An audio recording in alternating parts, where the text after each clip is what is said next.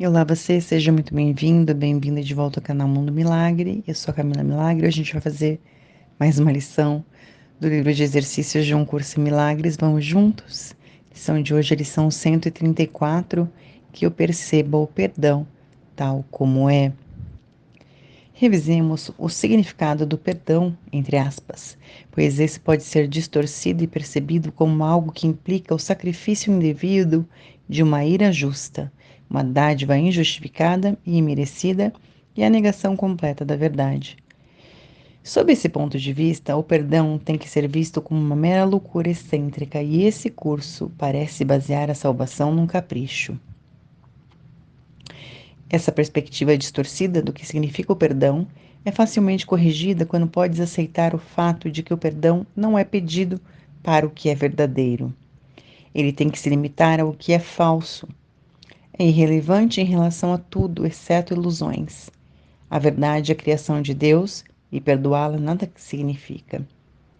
Toda a verdade pertence a Ele, reflete as leis dele e irradia o amor dele. E isso precisa de perdão? Como podes perdoar aqueles que não têm pecado e são eternamente benignos? A tua principal dificuldade em achar um perdão genuíno da tua parte é que ainda acreditas ter que perdoar a verdade e não ilusões. Concebes o perdão como uma vã tentativa de passar por cima do que existe, ignorar a verdade no esforço injustificado de enganar-te, fazendo com que uma ilusão seja verdadeira. Esse ponto de vista distorcido reflete apenas o domínio que a ideia do pecado ainda tem sobre a tua mente, do modo como tu te consideras.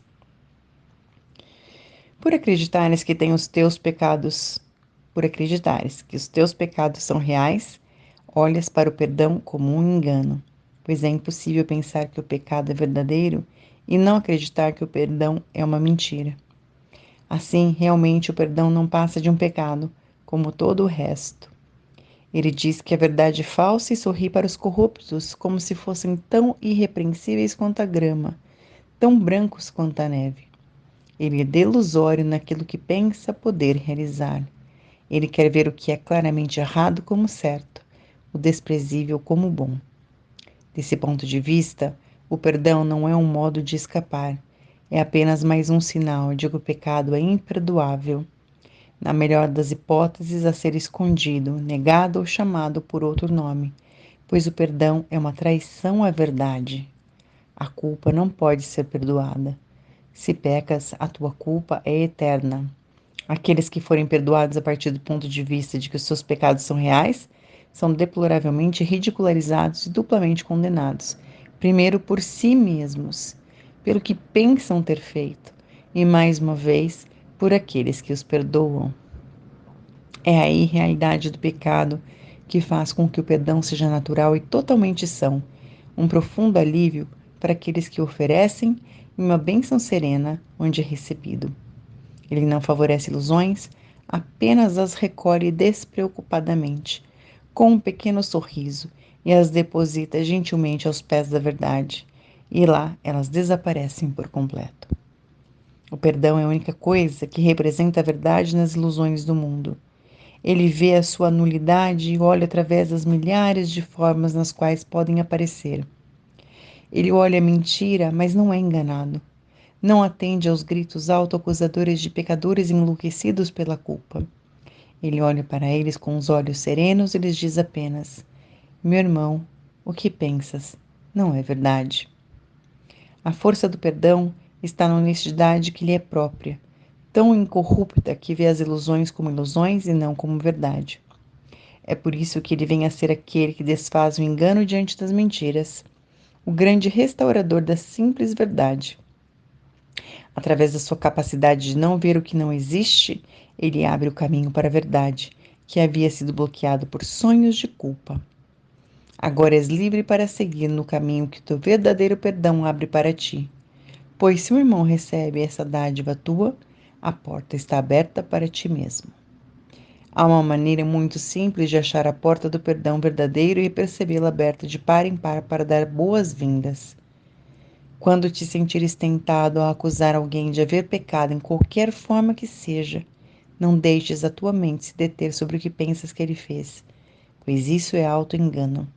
Em vez disso, pergunta: eu me acusaria por fazer isso? Dessa forma, verás as alternativas para a escolha em termos que a tornam significativa e que mantêm a tua mente tão livre de culpa e de dor quanto o próprio Deus pretendia que fosse e como é na verdade. Só as mentiras querem condenar. Na verdade, a inocência é a única coisa que existe. O perdão está entre as ilusões, é verdade entre o mundo que vês e o que está além, entre o inferno da culpa e a porta do céu. Através dessa ponte, tão poderosa quanto o amor que depositou sobre ela a própria bênção, todos os sonhos do mal, de ódio e de ataque são silenciosamente trazidos à verdade. Eles não são mantidos para se expandirem, provocarem tumultos e aterrorizarem o tolo sonhador que acredita neles. Esse foi gentilmente despertado do seu sonho, pela compreensão de que ele pensava ter visto nunca existiu. E agora não pode sentir que todas as possibilidades de escapar foram negadas. Ele não tem que lutar para se salvar, não tem que matar os dragões que o perseguiam em seus pensamentos, e nem precisará erguer os pesados muros de pedra e as portas de ferro que o manteriam a salvo em seus pensamentos. Ele pode retirar a pesada e inútil armadura feita para acorrentar a sua mente ao medo e à miséria. O seu passo é leve e, quando levanta o pé para avançar mais um passo, deixa uma estrela para trás, para indicar o caminho àqueles que o seguem. O perdão tem que ser praticado, pois o mundo não pode perceber o seu significado nem prover um guia para te ensinar as suas beneficências.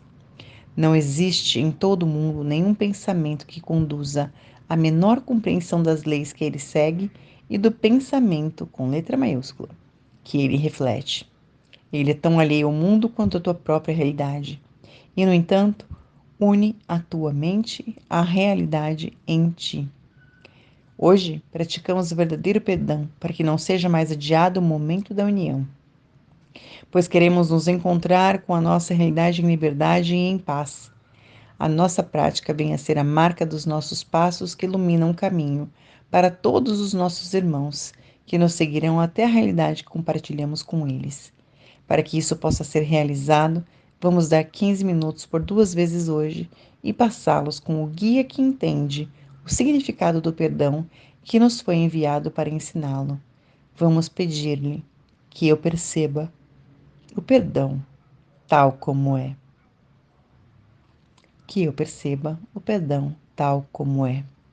Em seguida, escolhe um irmão conforme a orientação que ele vai te dar e enumera os seus pecados, entre aspas, um por um, à medida que passam pela tua mente.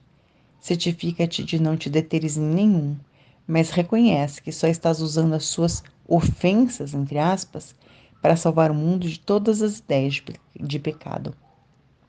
Reflete brevemente sobre todas as coisas ruins que pensaste sobre ele, e a cada vez pergunta a ti mesmo: eu me condenaria por fazer isso? Eu me condenaria por fazer isso? Deixa que ele seja libertado de todos os pensamentos de pecado que tinhas em relação a ele, e agora estás preparado para a liberdade.